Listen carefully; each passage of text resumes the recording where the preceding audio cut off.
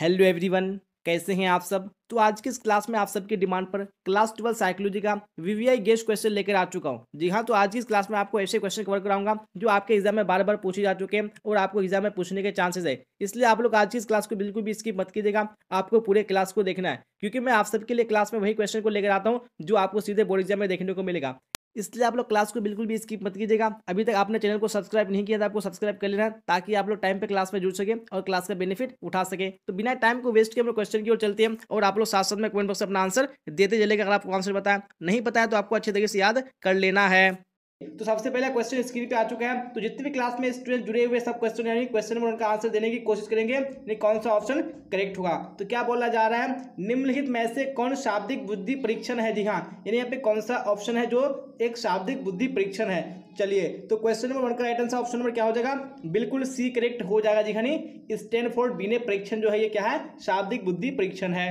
ये आप देख लेंगे हम लोग नेक्स्ट क्वेश्चन है क्वेश्चन नंबर 2। चलिए, तो आप लोग इसी तरह कमेंट बॉक्स में क्लास को आखिर तक आंसर बताते चलिएगा। क्या बोला जा रहा है 2 में, बुद्धि के द्विकारक सिद्धांत का प्रतिपादन किसने किया था। जी हाँ, काफी इंपोर्टेंट क्वेश्चन है, एग्जाम में बार बार पूछा जा चुका है। जी हाँ, क्या बोला जा रहा है कि जो बुद्धि का द्विकारक सिद्धांत इसका प्रतिपादन किसने किया था। यहाँ पे right answer option number B हो जाएगा, नहीं स्पीयरमैन ने किया था। चलिए, आप देख लेंगे हम लोग नेक्स्ट क्वेश्चन क्वेश्चन नंबर 3। क्या बोला जा रहा है, जीवन मूल प्रवृत्ति संप्रत्यय के प्रतिपादक है। जी हाँ, इसके प्रतिपादक कौन है वो आपको बताना है कमेंट बॉक्स में। तो ऑप्शन नंबर जो डी हो जाएगा यानी फ्राइड बिल्कुल राइट आंसर हो जाएगा। चलिए, अब नेक्स्ट क्वेश्चन देख लेंगे हम लोग क्वेश्चन नंबर 4 को। जी हाँ, क्या बोला जा रहा है 4 में, नई परिस्थितियों में समायोजन की योग्यता ही बुद्धि है, किसने कहा है। जी हाँ, ये बात किसने कही है कि नई परिस्थितियों में समायोजन की योग्यता ही बुद्धि है। चलिए, तो यहाँ पे 4 का जो ऑप्शन नंबर सी हो जाएगा नहीं स्टर्न बिल्कुल राइट आंसर हो जाएगा। चलिए, अब नेक्स्ट क्वेश्चन देख लेंगे हम लोग क्वेश्चन नंबर 5 को।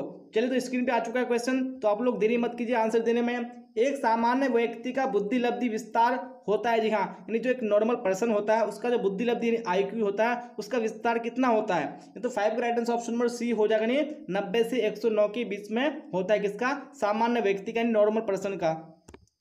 चलिए, आप देख लेंगे नेक्स्ट क्वेश्चन हम लोग क्वेश्चन नंबर 6 को। क्या बोला जा रहा है, अंग्रेजी भाषा के पर्सनालिटी शब्द लैटिन भाषा के किस शब्द से बना है। जी हाँ, यहाँ पे बताने जो पर्सनालिटी शब्द आया है वो कौन सी भाषा के शब्द से आया है।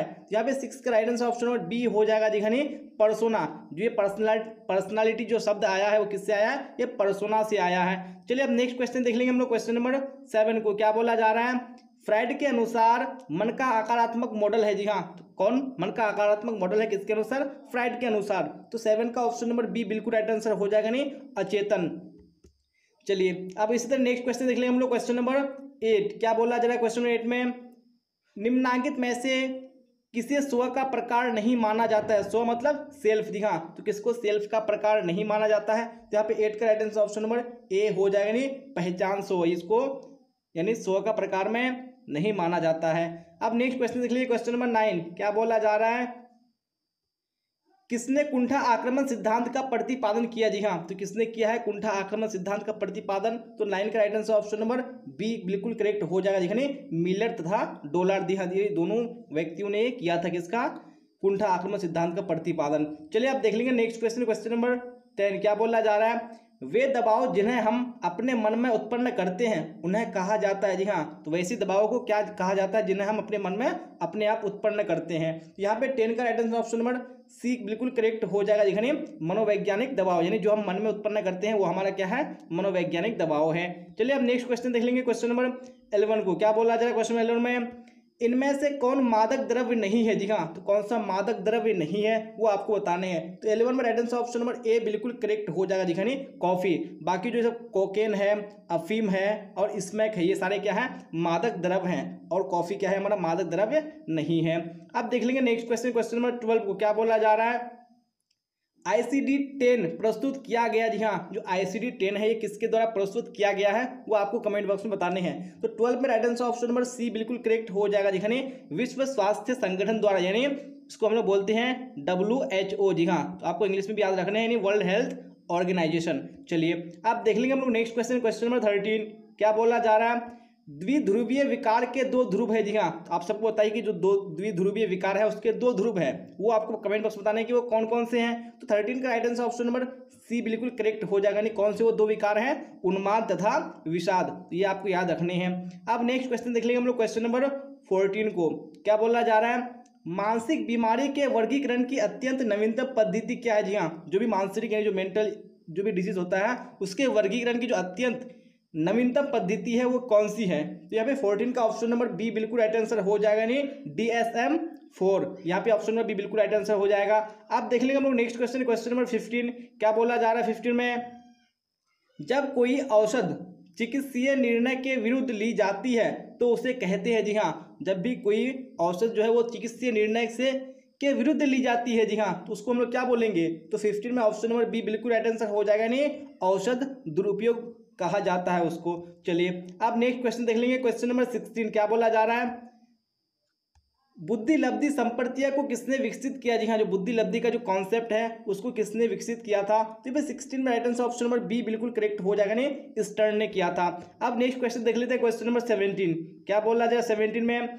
बुद्धि के किसी सिद्धांत में जी कारक यानी जी फैक्टर को बुद्धि का महत्वपूर्ण तत्व माना गया है। जी हाँ, तो कौन सी सिद्धांत में माना गया है ये वो आपको कमेंट बॉक्स में बताने हैं। तो 17 में ऑप्शन नंबर डी बिल्कुल करेक्ट हो जाएगा। नहीं, द्विकारिकीय सिद्धांत में जी कारक जो है जी फैक्टर जो है उसको महत्वपूर्ण तत्व माना गया है। चलिए अब देख लेंगे नेक्स्ट क्वेश्चन, क्वेश्चन नंबर 18। क्या बोला जा रहा है? थर्स्टन के अनुसार बुद्धि में कितने प्राथमिक मानसिक योग्यताएं उपस्थित होती है? जी हाँ, कितनी प्राथमिक मानसिक योग्यताएं होती है किसके अनुसार? थर्स्टन के अनुसार। जब 18 का right answer option number B बिल्कुल हो जाएगा। जी हाँ, बिल्कुल 7 होती हैं। अब नेक्स्ट क्वेश्चन देख लेंगे हम लोग, क्वेश्चन नंबर 19। क्या बोला जा रहा है? बुद्धि के संरचना मॉडल किसने विकसित किया? जी हाँ, जो बुद्धि का जो संरचना मॉडल है उसको किसने विकसित किया है? जब 19 में ऑप्शन नंबर बी बिल्कुल राइट आंसर हो जाएगा। नहीं, गिलफोर्ड ने। चलिए तो क्वेश्चन नंबर 20 भी स्क्रीन पे आ चुका है। क्या बोला जा रहा है? मनोदैहिक शील गुणों के गत्यात्मक संगठन के रूप में व्यक्ति को किसने परिभाषित किया है? जी हाँ, किसने डिफाइन किया है व्यक्ति को? नहीं, मनोदैहिक शील गुणों के गत्यात्मक संगठन के रूप में। तो 20 का right answer option number B हो जाएगा। नहीं, ऑलपोर्ट ने किया है। चलिए अब नेक्स्ट क्वेश्चन देख लीजिए, क्वेश्चन नंबर 21। क्या बोला जा रहा है 21 में? स्व, जी हाँ, जिसको हम लोग इंग्लिश में क्या बोलते हैं? सेल्फ। सेल्फ के संदर्भ में कौन सा कथन गलत है? तो यहाँ पे कौन सा कथन जो है बिल्कुल क्या है? गलत है। तो यहाँ पे ऑप्शन नंबर बी बिल्कुल करेक्ट हो जाएगा। जी हाँ, यानी अकॉर्डिंग टू क्वेश्चन ये करेक्ट होगा, लेकिन जो ये हमारा जो है स्व जन्मजात होता है ये जो कथन है बिल्कुल गलत है। लेकिन ऑप्शन बी हमारा क्या है? बिल्कुल राइट है। तो आपको देखना है कि स्व जन्मजात होता है ये कथन बिल्कुल गलत है। चलिए अब क्वेश्चन नंबर 22 को देख लेंगे हम लोग। क्या बोला जा रहा है 22 में? शील गुण कहलाने के लिए आवश्यक है। जी हाँ, तो क्या आवश्यक है शील गुण कहलाने के लिए? तो भाई 22 का right answer option number C बिल्कुल करेक्ट हो जाएगा। जी हाँ, ए तथा बी दोनों, यानी व्यवहार में संगतता होनी चाहिए, उसके बाद व्यवहार में स्थिरता, ये दोनों क्या है? शील गुण कहलाने के लिए क्या है? जरूरी है। चलिए अब देख लेंगे नेक्स्ट क्वेश्चन, क्वेश्चन नंबर 23। क्या बोला जाए 23 में? 70 से कम बुद्धि लब्धि प्राप्त होना संकेत करता है। जी हाँ, तो किस चीज का संकेत करता है? 70 से कम IQ का प्राप्त होना। तो 23 में right answer option number C हो जाएगा। जी हाँ, मानसिक मंदता का क्या करता है? ये संकेत करता है। 70 से कम जिसको भी बुद्धि होगा। तो चलिए आप देख लेंगे नेक्स्ट क्वेश्चन, क्वेश्चन नंबर 24। क्या बोला जा रहा है? बाह्य आवेदक के प्रति प्रतिक्रिया को कहा जाता है। जी हाँ, तो क्या कहा जाता है जब बाह्य आवेदक के प्रति प्रतिक्रिया होती है? तो 24 में ऑप्शन नंबर डी बिल्कुल करेक्ट हो जाएगा। नहीं, समायोजन कहा जाता है। चलिए आप देख लेंगे नेक्स्ट क्वेश्चन हम लोग, क्वेश्चन नंबर 25। क्या बोला जा रहा है? द्विध्रुवीय मनोविकृति के कितने प्रकार है? जी हाँ, तो कितने प्रकार है द्विध्रुवीय मनोविकृति के? तो 25 में ऑप्शन नंबर ए 2 बिल्कुल करेक्ट हो जाएगा। चलिए अब क्वेश्चन नंबर 26 को देख लीजिए। क्या बोला जा रहा है? धर्म किस तरह के समूह का उदाहरण है? जी हाँ, जो धर्म है वो किस प्रकार के समूह में आता है वो आपको बताने हैं। तो 26 में ऑप्शन नंबर ए बिल्कुल करेक्ट हो जाएगा। नहीं है, प्राथमिक समूह का उदाहरण है कौन? धर्म। चलिए आप देख लेंगे नेक्स्ट क्वेश्चन हम लोग, क्वेश्चन नंबर 27। क्या बोला जा रहा है? किसी सामाजिक परिस्थिति में किसी वस्तु के प्रति व्यक्ति का चिंतन भाव एवं क्रिया है। जी हाँ, तो वो क्या चीज है? जब कोई सामाजिक परिस्थिति में किसी वस्तु के प्रति क्या होता है? व्यक्ति का चिंतन होता है और उसमें भाव एवं क्रिया होती है, तो वो हमारा हो जाएगा 27 में right answer option number C. जी हाँ, वो क्या है? हमारी मनोवृत्ति है। चलिए आप देख लेंगे नेक्स्ट क्वेश्चन, क्वेश्चन नंबर 28। क्या बोला जाए 28 में? विभिन्न समूहों के बारे में पूर्वकल्पित विचार कहलाता है। जी हाँ, विभिन्न समूहों के बारे में, अलग अलग समूहों के बारे में पूर्वकल्पित विचार जो है वो कहलाता है। क्या कहलाता है? तो 28 में ऑप्शन नंबर बी बिल्कुल करेक्ट हो जाएगा, नहीं रूढ़ि युक्ति कहलाता है। चलिए आप देख लेंगे नेक्स्ट क्वेश्चन, क्वेश्चन नंबर 29 क्या बोल रहा है 29 में, देखिए फिर और कमेंट बॉक्स में आंसर बताइए। मनोवृत्ति परिवर्तन के द्विस्तरीय संप्रत्यय को किसने प्रस्तुत किया है? जी हाँ, तो किसने प्रस्तुत किया है किसको? मनोवृत्ति परिवर्तन के द्विस्तरीय संप्रत्यय को, कॉन्सेप्ट को। तो 29 में ऑप्शन नंबर जो होगा डी बिल्कुल करेक्ट हो जाएगा, नहीं SM मोहसिन ने किया है। चलिए अब नेक्स्ट क्वेश्चन देख लेते हैं, क्वेश्चन नंबर 30 क्या बोला जा रहा है? मनोवृत्ति परिवर्तन के संज्ञानात्मक और संवादिता सिद्धांत के प्रतिपादक हैं। जी हाँ, तो इस सिद्धांत के प्रतिपादक कौन है? तो 30 में ऑप्शन नंबर ए जो होगा बिल्कुल करेक्ट हो जाएगा, नहीं लियोन फेस्टिंगर। ये आपको याद रखने हैं। अब नेक्स्ट क्वेश्चन देख लेते हैं, क्वेश्चन नंबर 31 क्या बोला जा रहा है? एक सामाजिक समूह की संरचना के लिए कम से कम कितने सदस्यों की आवश्यकता होती है? जी हाँ, अगर एक सामाजिक समूह की संरचना होगी तो उसमें कम से कम कितने व्यक्ति की आवश्यकता है वो आपको बताने हैं। तो यहाँ पे ऑप्शन नंबर जो होगा बी बिल्कुल करेक्ट हो जाएगा, कम से कम 2 व्यक्ति होने चाहिए। किसके लिए? सामाजिक समूह की संरचना के लिए। चलिए आप देख लेंगे नेक्स्ट क्वेश्चन, क्वेश्चन नंबर 32 क्या बोला जा रहा है? 32 में राजनैतिक दल कहलाता है। जी हाँ, तो राजनीतिक जो दल कहलाता है वो कौन सा समूह कहलाता है? तो 32 में ऑप्शन नंबर बी बिल्कुल करेक्ट हो जाएगा, नहीं द्वितीयक समूह कहलाता है। चलिए अब नेक्स्ट क्वेश्चन देख लेंगे, क्वेश्चन नंबर 33 क्या बोला जा रहा है? मनोविदालिता नामक मानसिक विकार का नाम सर्वप्रथम किसने प्रयोग किया था? जी हाँ, तो ये जो मानसिक विकार है यानी मनोविदालिता, तो इसका प्रयोग सबसे पहले किसने किया था? तो ऑप्शन नंबर जो होगा सी बिल्कुल करेक्ट हो जाएगा, यानी ब्यूलर ने किया था। चलिए अब नेक्स्ट क्वेश्चन देख लीजिए, क्वेश्चन नंबर 34 क्या बोला जा रहा है? फ्रायड द्वारा प्रतिपादित मनोविश्लेषण विधि के संबंध में कौन कथन सही है? जी हाँ, तो कौन सा कथन सही है किसके अनुसार? फ्रायड के अनुसार। चलिए यहाँ पे 34 में right answer option number D हो जाएगा, उपयुक्त सभी। तो यहाँ पे आपको सारे चीज को याद रख लेना है कि जो मनोविश्लेषण है स्कूल है, ये भी कथन सही है। उसके बाद मनोविश्लेषण व्यक्तित्व का एक सिद्धांत है। उसके बाद मनोविश्लेषण मनोचिकित्सा की एक विधि है। तो ये जो तीनों कथन है वो बिल्कुल करेक्ट है, तो आपको याद रख लेना है। अब देख लेंगे नेक्स्ट क्वेश्चन, क्वेश्चन नंबर 35 क्या बोला जा रहा है? चिंता को दूर करने के लिए व्यवहार चिकित्सा की कौन सी प्रविधियां उत्तम है? जी हाँ, तो चिंता को दूर करने के लिए कौन सी प्रविधियां उत्तम है व्यवहार चिकित्सा की, वो आपको बताने हैं। तो 35 में ऑप्शन नंबर ए बिल्कुल करेक्ट हो जाएगा, नहीं क्रमबद्ध और संवेदीकरण। ये जो हमारा चिकित्सा व्यवहार की पद्धति है काफी उत्तम है, काफी अच्छा है। चलिए अब देख लेंगे नेक्स्ट क्वेश्चन हम लोग, क्वेश्चन नंबर 36 क्या बोला जा रहा है? कार्ल रोजर्स द्वारा प्रतिपादित चिकित्सा विधि है, तो वो कौन सी विधि है जिसको कार्ल रोजर्स ने प्रतिपादित किया है? तो 36 में ऑप्शन नंबर सी रोगी केंद्रित चिकित्सा बिल्कुल करेक्ट हो जाएगा।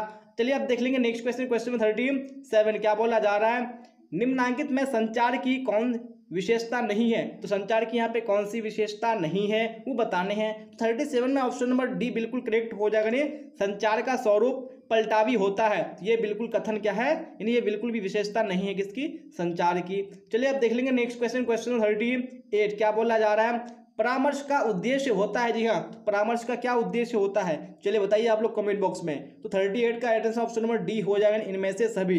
विकासात्मक भी होता है, निरोधात्मक होता है और उपचारात्मक होता है। ये तीनों क्या है? परामर्श का उद्देश्य होता है। चलिए अब देख लेंगे नेक्स्ट क्वेश्चन, क्वेश्चन 39 क्या बोला जा रहा है? इनमें से कौन परामर्श की प्रविधियां नहीं है? तो कौन सी परामर्श की प्रविधियां नहीं है इनमें से? तो 39 में ऑप्शन नंबर सी बिल्कुल करेक्ट हो जाएगा, नहीं प्रोत्साहन परामर्श। ये क्या है? परामर्श की प्रविधि नहीं है। चलिए अब नेक्स्ट क्वेश्चन देख लीजिए, क्वेश्चन नंबर 40 क्या बोला जा रहा है? साक्षात्कार में कितने चरण होते हैं? तो कितने चरण होते हैं साक्षात्कार में, यहाँ पे आप सबको बताने। तो यहाँ पे बिल्कुल ऑप्शन नंबर डी सही हो जाएगा, दिखाने 3 चरण होते हैं। जी हाँ, तो इसी क्वेश्चन के साथ मैंने आज की इस क्लास में आप सबको साइकोलॉजी का 40 VVI गेस्ट क्वेश्चन कंप्लीट करा दिया। और मुझे उम्मीद है कि मैंने जितने भी क्वेश्चन आपको कवर कराए यहाँ से आपको सीधे क्वेश्चन बोर्ड एग्जाम में देखने को मिलेगा। इसलिए आपने पूरे क्लास को नहीं देखा तो आपको देख लेना है, और क्लास अच्छी लगी हो तो आपको लाइक जरूर से कर देना है और अपने दोस्तों में आपको शेयर भी कर देना है। और आपने इस चैनल को अभी तक सब्सक्राइब नहीं किया तो आपको सब्सक्राइब कर लेना है, क्योंकि मैं आपके लिए इस चैनल पर उन सभी क्वेश्चन को लेकर आता हूं जिनसे आपको सीधे क्वेश्चन बोर्ड एग्जाम में देखने को मिलेगा। इसलिए आप लोग सब्सक्राइब जरूर से कर लीजिएगा और बेल आइकन को भी प्रेस कर लीजिएगा। तो यहाँ तक बने रहने के लिए आप सबका धन्यवाद। फिर मिलते हैं अगली क्लास में। टिल देन बाय बाय, टाटा, see you on the next class.